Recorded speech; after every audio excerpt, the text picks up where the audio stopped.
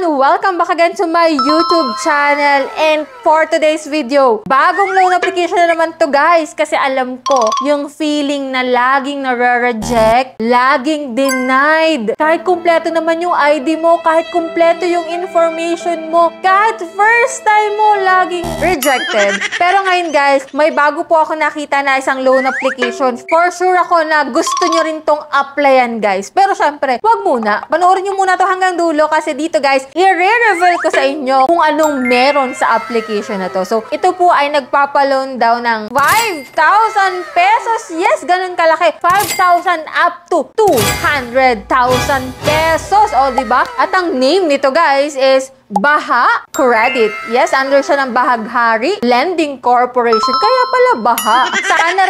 Sana rin ha, babaha ng approve application dito sa bagong loan app na to. I-check natin guys. Kasi hindi porket maganda yung itsura ng application, maganda yung sinasabi sa ads, maganda yung review na makikita mo is okay ng utangan. Mas maganda na silipin ko muna para sa inyo para at least magkaroon kayo ng heads up sa bagong loan application na to. At ito nga, bago natin puntahan si Baha Credit, bago tayo bahain ng approve application dito guys, syempre, huwag mong kalimutang mag-subscribe kapag hindi ka pa nakasubscribe. At syempre, i-turn on ang notification bell para updated ka sa mga gantong usapan. Kasi may mga bagong loan application na naglalabasan dyan na need i-review. At syempre, sa ating pang-weekly GCash giveaway, so 5 lucky winners po lagi yung aking pinipili. At baka na-miss mo yung 5 lucky winners nung Monday, i-check mo yung video ko na yun. Baka kasi nandun na yung pangalan mo. And if ever na wala pa, don't forget to like this video, mag-iwan ng comment dyan sa comment section. At syempre, stay active and stay connected kasi 1 lucky winner ang pipiliin ko sa pa-cellphone giveaway. O, diba? Bongga! So, yan guys. So much for that. Kung ikaw talaga dyan ay laging rejected, kahit bagong loan application nag-exist, rejected pa rin ako dito kay Baha Credit, try nating mag-apply. Pero syempre, alamin muna natin yung kanyang services kung okay ba. So, if you're interested, keep watching.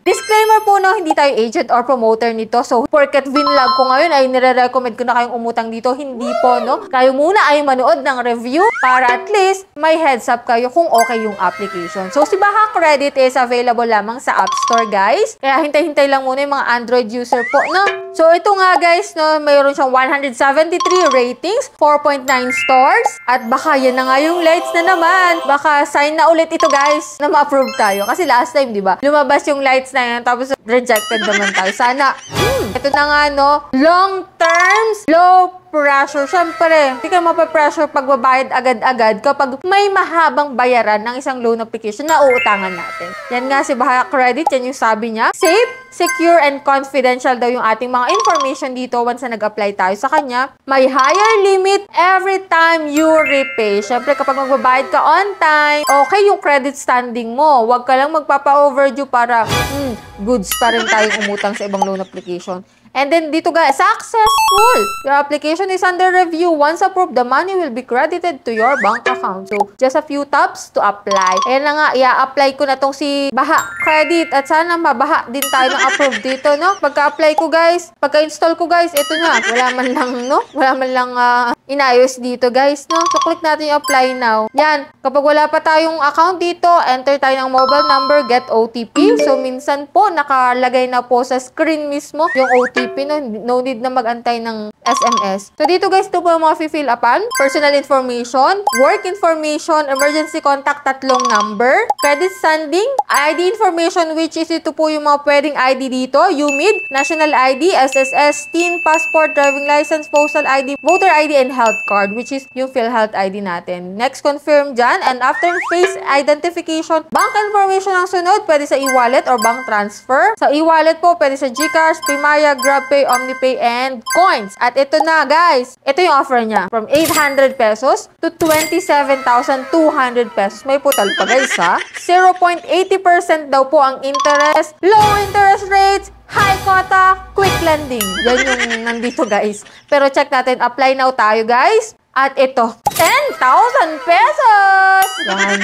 Pero hindi na ako nagpapaniwala dito sa mga 10,000 natin, guys. Kasi kung makikita mo dito, nag-review na rin ako ng gantong loan application, no? 120 days daw yung loan period, pero after 7 days, magbabayad ka na. Kalungkot. Amount to receive natin is 9,992 pesos. Interest daw is 320. Service fee 8 pesos. And ang due date ko daw po is December 4, 2025. So, ngayon po ako nag-apply August 6, 2025. So, sa December ko daw po siya babayaran. Which is September, October, November, December. Wow! 4 months to pay daw po pala itong si Baha Credit. Which is ito kayo repayment plan. September 15, magbabayad po ako ng 3,060 pesos. Sa October 25, 2,740.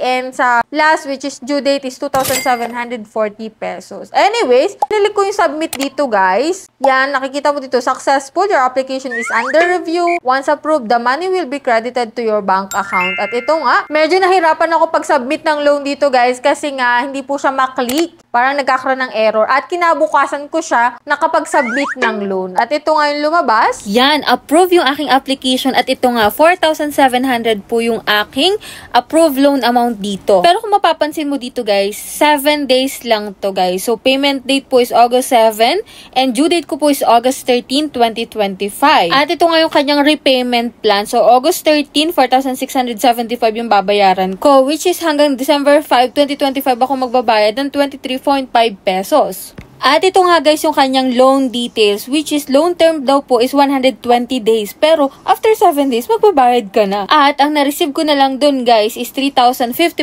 pesos. Pero ang babayaran ko sa total repayments is 4,675. Gosh! Ang service fee po is 1,645 pesos. Interest is 22 pesos.